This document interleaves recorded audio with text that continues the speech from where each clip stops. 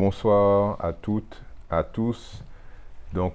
Aujourd'hui, je voudrais vous parler un texte qui m'a interpellé. C'est le texte de Matthieu 2. Alors, comme nous sommes en décembre 2023 et bientôt tout le monde va fêter Noël, hein, tout le monde va fêter la naissance du Messie. Tout le monde, quand je dis tout le monde, tous les chrétiens, tous ceux qui croient en Jésus, Yeshua. Donc, alors, je vais vous lire ce texte. Jésus, au verset 1, Matthieu chapitre 2, verset 1, Jésus, alors, étant né à Bethléem, en Judée, au temps du roi Hérode, voici des mages d'Orient arrivèrent à Jérusalem et dirent, où est le roi des Juifs qui vient de naître? Car nous avons vu son étoile en Orient, et nous sommes venus pour l'adorer. Le roi Hérode ayant appris cela fut troublé, et tout Jérusalem avec lui. Il assembla tous les principaux sacrificateurs et les scribes du peuple, et il s'informa auprès d'eux où devait naître le Christ. Ils lui dirent à Bethléem en Judée, car voici ce qui a été écrit par le prophète. Et toi, Bethléem, terre de Juda, tu n'es certes pas la moindre entre les principales villes de Juda, car de toi sortira un chef qui paîtra Israël, mon peuple. Alors Hérode fit appeler en secret les mages, et s'enquit soigneusement auprès d'eux depuis combien de temps l'étoile brillait. Puis il les envoya à Bethléem en disant, allez et prenez des informations exactes sur le petit enfant. Quand vous l'aurez trouvé, faites-le moi savoir, afin que j'aille aussi moi-même l'adorer. Après avoir entendu le roi, ils partirent. Et voici l'étoile qu'ils avaient vue en Orient marchait devant eux, jusqu'à ce qu'étant arrivé au-dessus du lieu où était le petit enfant, elle s'arrêta. Quand ils aperçurent l'étoile, ils furent saisis d'une très grande joie. Ils entrèrent dans la maison, virent le petit enfant avec Marie, sa mère, se prosternèrent et l'adorèrent. Ils ouvrirent ensuite leur trésor et lui offrirent en présent de l'or, de l'encens et de la myrrhe. Puis, divinement avertis en songe de ne pas retourner vers Hérode, ils regagnèrent leur pays par un autre chemin. Alors, je vais m'arrêter là.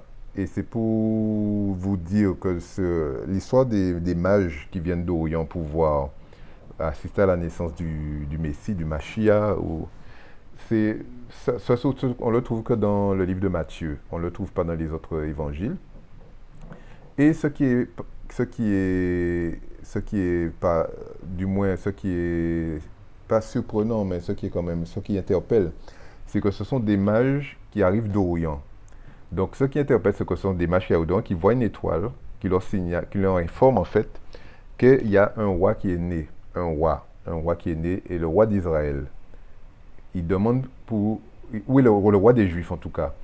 Et ce qui est surprenant, c'est que en Israël même, du moins les Juifs même, les sacrificateurs, les scribes, quand Hérode se renseigne pour savoir, mais ils se renseignent pour savoir, mais où il devait naître, et il lui dit, parce qu'eux, ils ont étudié les textes, ils disent que c'est à Bethléem, donc ils savent exactement le lieu.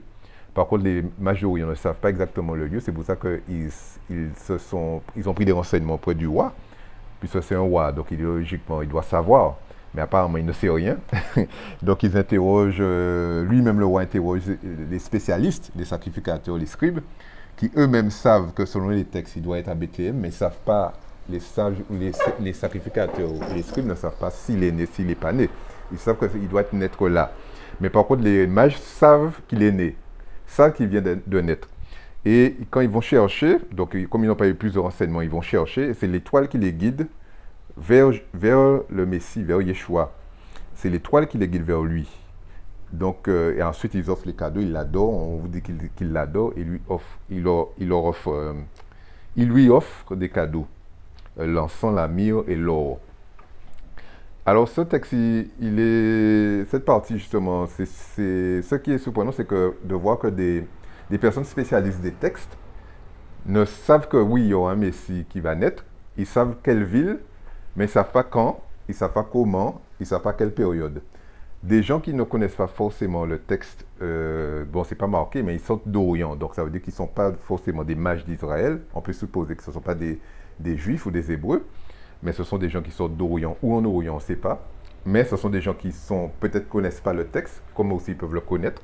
On n'a pas l'information dessus. Mais en tout cas, ils savent qu'il est né. ils ont déjà l'information qu'il est né, que le Messie est né, et on vient le chercher pour l'adorer. Et là, c'est les étoiles qui les guident, comme un GPS. D'ailleurs, ils ont même fait mieux que les sacrificateurs et scribes, parce qu'au moins, ils savaient la ville, mais ils ne savaient pas exactement où. Et eux, ils ont trouvé en suivant les étoiles, en suivant leur science. Parce que si on regarde la définition des mages, si je regarde sur le dictionnaire Le Robert en ligne, qu'est-ce qu'un mage? Alors, c'est un nom masculin, c'est un prêtre astrologue dans la Babylone antique en Assyrie. Alors, en deux locutions, les trois rois mages. Alors, dans le texte, les mages, donc, ensuite en trois, c'est une personne qui pratique les sciences occultes, la magie. Donc, il y a magicien, sorcier, et les synonymes, c'est devin, astrologue, chaman, magicien, marabout, médium, sorcier, visionnaire, voyant, vaticinateur. Ce qu'on sait, c'est que ces mages étudiaient les étoiles, donc peut-être qu'ils faisaient l'astronomie ou l'astrologie, parce qu'en fait, à ces époques-là, ils étudiaient toutes sortes de sciences, alors, notamment l'astronomie et l'astrologie, les sciences dites occultes. Et ce sont des gens qui étudient des sciences dites occultes, donc des mages, puisque mage vient aussi du mot magie, donc ils pratiquent la magie. Ce sont ces gens-là qui adorent, qui reconnaissent qu'il y a un roi qui est né. Donc c'est ça qui est paradoxal, alors que les juifs eux-mêmes ne savent pas qu'il est né. Je veux dire, quand je dis les juifs, c'est-à-dire les sacrificateurs, les scribes, donc les spécialistes des textes, ils savent simplement dans quelle ville il doit naître, mais ils ne savent pas s'il est né ou pas. Ce sont des mages qui sortent de loin, qui sont conduits, dirigés par des étoiles, trouvent là où se trouve où est le Messie, et l'adorent, et viennent en conséquence, parce qu'ils ne viennent pas pour vous dire ils l'adorent, ils viennent pour faire des offrandes au roi qu'ils viennent adorer. Donc ils savent très bien à qui ils s'adressent, ils savent très bien qui est né, ils savent très bien quelle est sa valeur, et ils savent très bien comment l'honorer. Alors que ceux qui connaissent le texte ne savent pas. C'est pour vous montrer, ça peut vous faire réfléchir. Connaître le texte, et ceux qui ne connaissent pas le texte, mais qui connaissent les étoiles, donc qui connaissent tous les principes cosmiques, des principes que nous, on ne connaît pas, mais qui arrivent à savoir, il est là, et c'est lui qu'il faut l'adorer. Donc ça interpelle dans le sens que, donc finalement, ce sont des mages qui pratiquent des sciences dites occultes, qui pratiquent de la magie, qui pratiquent toutes sortes de sciences, et c'est eux qui trouvent, par leur science, ils trouvent où se trouve le Messie et ils viennent l'honorer. Non seulement ils le trouvent comme un GPS, parce qu'actuellement il n'y avait pas de GPS à l'époque, maintenant on a le GPS, on peut trouver tous les lieux qu'on cherche avec le GPS.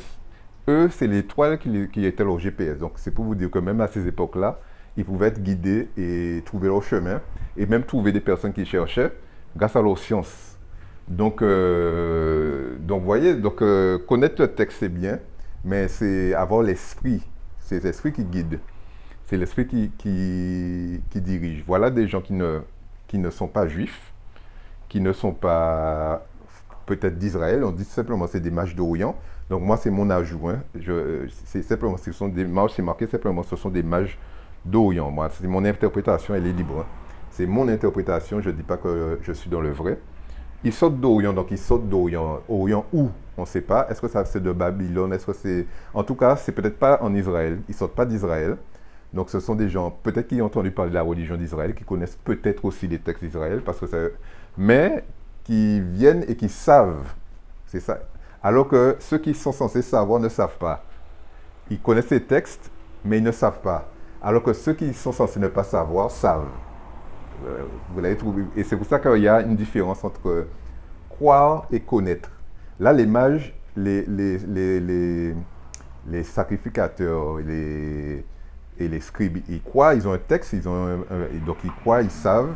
Enfin, pas ils savent, mais ils croient quelque chose. Ils peuvent dire, voilà, ils ont pu dire, oui, c'est vrai qu'on pense qu'il va naître à Bethléem. Ils ont pu se dire la ville, mais ils ne savent pas quand, ils ne savent pas comment, ils ne savent pas à quelle période il doit naître. Selon le texte, hein, je dis bien selon le texte, peut-être que je me trompe.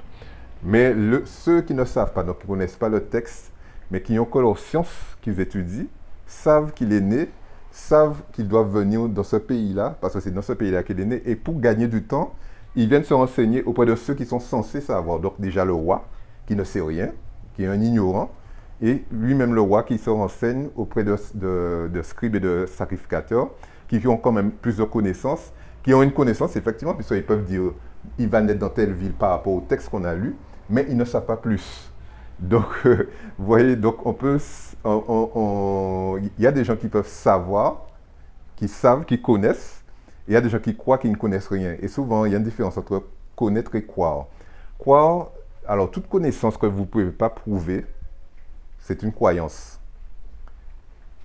Parce qu'une croyance, elle peut être vraie ou elle peut être fausse.